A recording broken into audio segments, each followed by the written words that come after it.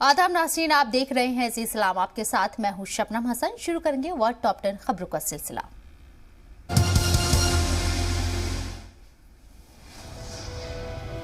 कौमी एजाज के साथ आज सीडीएस बिपिन रावत और उनकी अहलिया की आखिरी रसूमात अदा की गई। बरार स्क्वायर में सीडीएस की दोनों बेटियों ने अपने वालिदैन को मुखाग्नि दी। सीडीएस को 17 तोपों की सलामी दी गई। सीडीएस बिपिन रावत को आखिरी विदाई देने के लिए हजारों की भीड़ उमड़ पड़ी। वज़ीर दाखिला अमित शाह और कांग्रेस लीडर राहुल गांधी ने भी सीडीएस को खराज अकीदत पेश की। वज़ीर दिफा राजनाथ सिंह समेत कई लीडरान ने सीडीएस बिपिन रावत को खराज अकीदत पेश की। तीनों अफवाज के अफसरान ने सीडीएस रावत को फाइनल सैल्यूट किया। दोनों बहनों ने बरार स्क्वायर में आखिरी रसूमात की जिम्मेदारियां निभाई। दोनों बहनों ने अपनी मां की जस्ते खाकी पर लाल रंग की साड़ी चढ़ाई। इस तरह की साड़ी सुहागिन के तौर पर मरने पर किसी खातून पर चढ़ाई जाती है। मुल्क के बहादुर जनरल को आखिरी विदाई के वक्त पूरा बरार स्क्वायर भारत माता की जय और जनरल रावत अमर रहे के नारों से गूंज रहा था।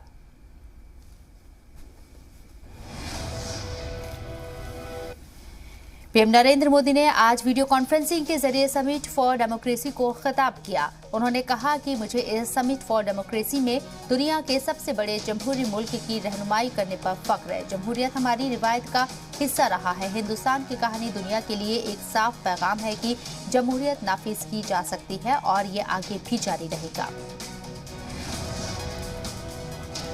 अमेरिकी प्रेसिडेंट जो बाइडेन ने वर्ल्ड डेमोक्रेसी समिट को खिताब करते हुए कहा है कि सोशल डिवीजन और पॉलिटिकल पोलराइजेशन की लपटों को भड़काने से जमहूरियत को नुकसान पहुंचाने की कोशिश होती है। जमहूरी हुकूमतों के खिलाफ लोगों को भड़काया जाना फिक्र का मौजू है। लोगों के बाहरी दबाव की मदद से ऑटोक्रेटिक फोर्सेस अपनी ताकत बढ़ाना चाहती हैं। इनका मकसद दुनिया भर में अपनी मौजूदगी दर्ज कराना है। ये लोग मौजूदा चैलेंजेस से निपटने के लिए अपनी अप्रेसिव पॉलिसी को बेहद कारगर औजार के तौर पर जायज ठहराते हैं।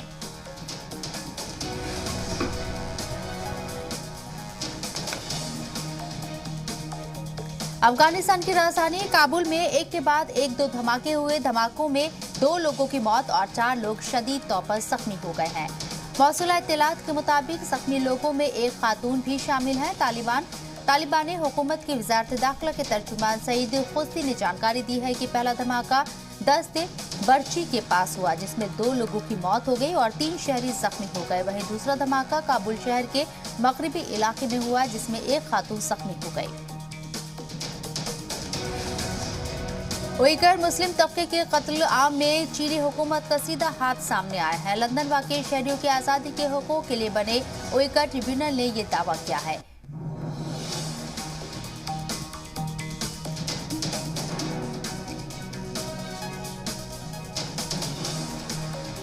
बीजिंग विंटर ओलंपिक खेलों के डिप्लोमेटिक बाइकॉट से चीन तिलमिला उठा है। चीन ने इंतबा देते हुए कहा है कि बाइकॉट करने वाले मुल्क इसकी कीमत चुकाएंगे। ऑस्ट्रेलिया, ब्रिटेन, अमेरिका और कनाडा ने बीजिंग विंटर ओलंपिक्स के डिप्लोमेटिक बाइकॉट का ऐलान किया है। इसके बाद चीन की तरफ से ये इंतबा दिया गया है। चीन ने बाइकॉट को एक सियासी तेवर और उसकी तस्वीर को धब्बा लगाने वाली मुहिम करार दिया।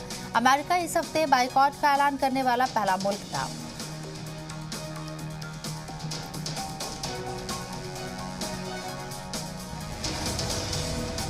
वर्ल्ड फूड प्रोग्राम ने शुमाली इथियोपिया में फूड सप्लाई बंद कर दी है। यूएन की तंजीम वर्ल्ड फूड प्रोग्राम ने शुमाली इथियोपिया के शहर कम्बोल्चा में लूट की वारदात सामने आने के बाद ही फैसला लिया है। दरअसल कम्बोल्चा में हथियारबंद लुटेरों ने उस वेयर हाउस को हथियारों के दम पर लूट लिया, जहां जरूरतमंदों के लिए खाने पीने का सामान जमा किया जा रहा था।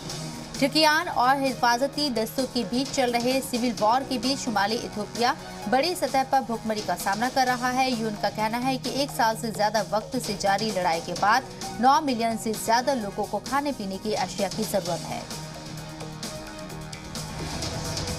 न्यूजीलैंड ने मुल्क के मुस्तकबिल को बचाने के लिए सिगरेट की बिक्री पर बैन लगाने का फैसला किया है। खबरों की माने तो न्यूजीलैंड में अगले साल इसको लेकर एक कानून लाया जाएगा, जिसके मुताबिक देश में 2008 के बाद पैदा होने वाला कोई भी शख्स सिगरेट नहीं खरीद सकेगा।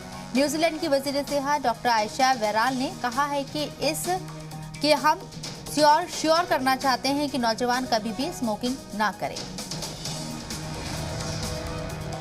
बार्सिलोना का चैंपियन लीग के नॉकआउट राउंड में पहुंचने का पिछले 17 सालों से चला आ रहा ख्वाब अधूरा रह गया है। बुध को बायर्न म्यूनिख के खिलाफ उसे 3-0 से करारी शिकस्त का सामना करना पड़ा। 5 बार का यूरोपीय चैंपियन बार्सिलोना इस शिकस्त के बाद ग्रुप ई में बायर्न और बेनफिका के बाद तीसरे मकाम पर रहा। बेनफिका ने डायनामो कीव को 2-0 से शिकस्त देकर चैंपियन लीग के आखिरी 16 में जगह बनाई है। बार्सिलोना के लिए अपने स्टार खिलाड़ी लियोनेल मेसी के बिना पहला सीजन है।